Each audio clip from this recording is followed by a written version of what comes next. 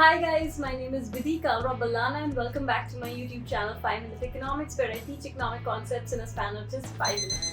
The topic for today is a very much requested topic by so many of you, which is balance of payments, known as BOP.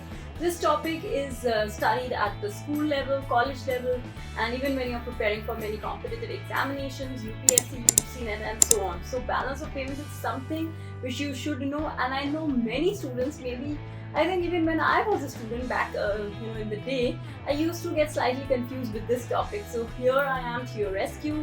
I'll be teaching all about this topic, be it the components, the structure, the two types of accounts and all of that. And I will also be covering balance of trade and the difference between the two in this particular video. So yeah, let's get started. Also guys, don't forget to like this video and do subscribe to my channel in case you haven't already. And do follow me on my Instagram handle, also known as 5 Minute Economics. So firstly guys, let me explain to you what exactly is BOP.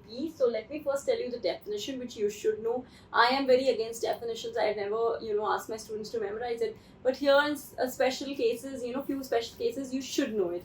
So BOP basically is an accounting statement that provides a systematic record of all economic transactions between residents of a country and rest of the world in a given period of time. So there's no word which I can eliminate in this particular definition. It is an accounting statement, you should know that, which of course, it's a proper record of, transactions which are taking place, let's say, between India and the world. And economic transaction, I'll just explain to you what are they.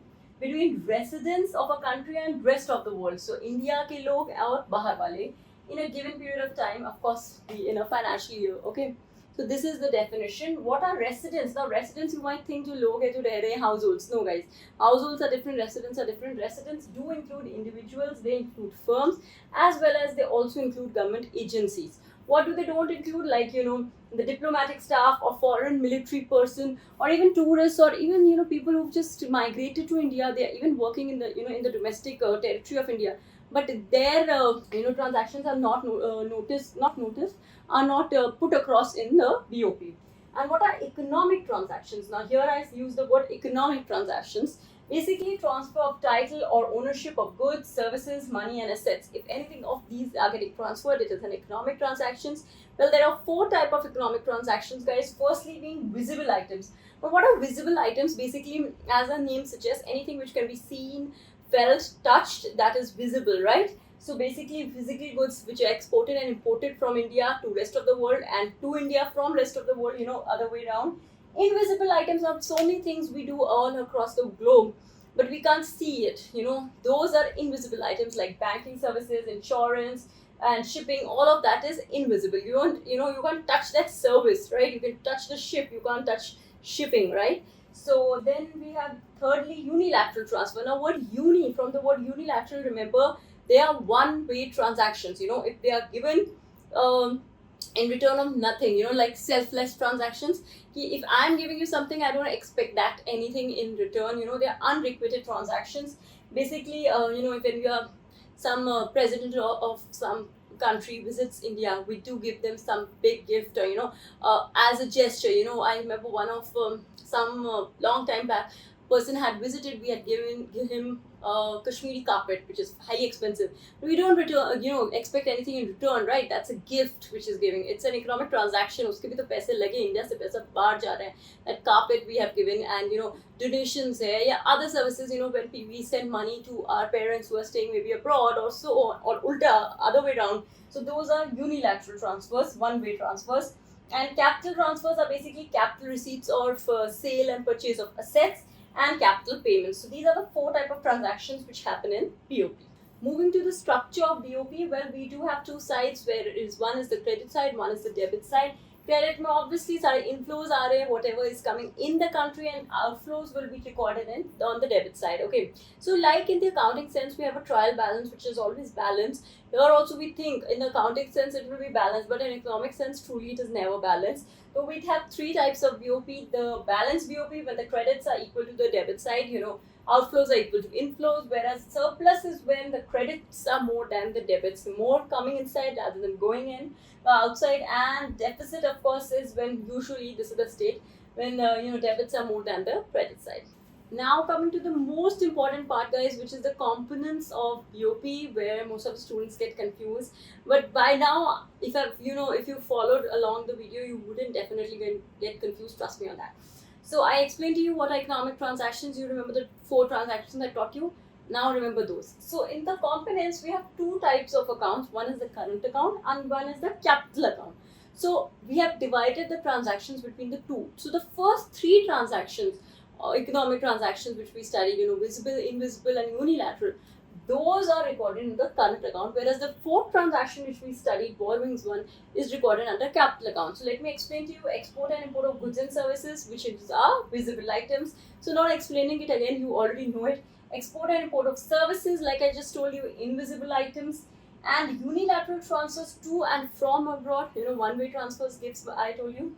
And income receipts from to and from abroad, that is also recorded in the current account, like from interest, profit, rent, that way. The income receipts are only recorded, okay? The main transaction of an asset is recorded over here. So these 4 transactions come under current account. So if you understood one, whatever is left will come in the capital account, isn't it? So transactions which cause a change in the assets and liabilities of a country are recorded, like the big transactions, major transactions, are in the capital account. Here we have borrowings and lendings, basically, public sector or government sector borrowings, loans, repayment of loans, all of that comes over here. Then investment to and from abroad, be it investment in shares, be it investment in real estate, if you're doing such kind of transaction, buying a house in Dubai or maybe like that, then that investment is going to come under the capital account. And thirdly is the change in foreign exchange reserve. So government has this foreign exchange reserve. Any change in that is recorded under the capital account. So if you understood what I explained to you earlier and you have not confused yourself, then easily you know what is current, what is capital, what is debit, what is credit, what is surplus, what is deficit, and what is BOP.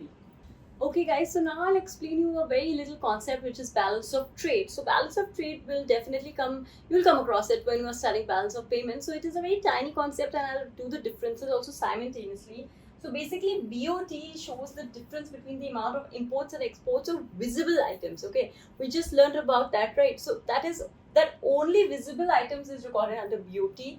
Here, in fact, BOP, we know it's all the same definition, all economic transactions between residents of a country and rest of the world. So it has all economic transactions. Here it has only visible items. Here again, it's repetitive, visible items. Here it has visible, invisible, unilateral, capital, all of that. You know that. Here, no capital nature transactions are recorded. Here, all capital nature transactions are recorded. As I just taught you, this is a narrower concept, of course, because this is a part of BOP. BOT, chota concept hai, it's the son. And BOP is the father. So BOP is a wider concept and of course it includes BOT. So lastly, coming to this little part which is also part of the BOP chapter, guys, autonomous and accommodating items. So as the name suggests, autonomous kya hota hai? Jo khud se hota hai. So basically these are international economic transactions that happen maybe for any motive like a profit motive. Whereas accommodating kya hota hai? Jab kisi ko accommodate kiya ja raha hai, ghusaya ja raha hai. That is what these transactions that are taken to cover either the surplus or the deficit of BOP, right? So this is the major difference. These are independent of nature, obviously you know that, and these of course are done specifically to maintain the balance of BOP. Here they are happening both in capital and current account, whereas these only happen in the capital account. Lastly, they are also known as above the line items, whereas accommodating items are also known as below the line items. So this is all about this particular video, guys. I hope this video was useful for you. Please do comment in the comment section below and give me a good feedback if you like this video. And I'll see you in the next video pretty soon.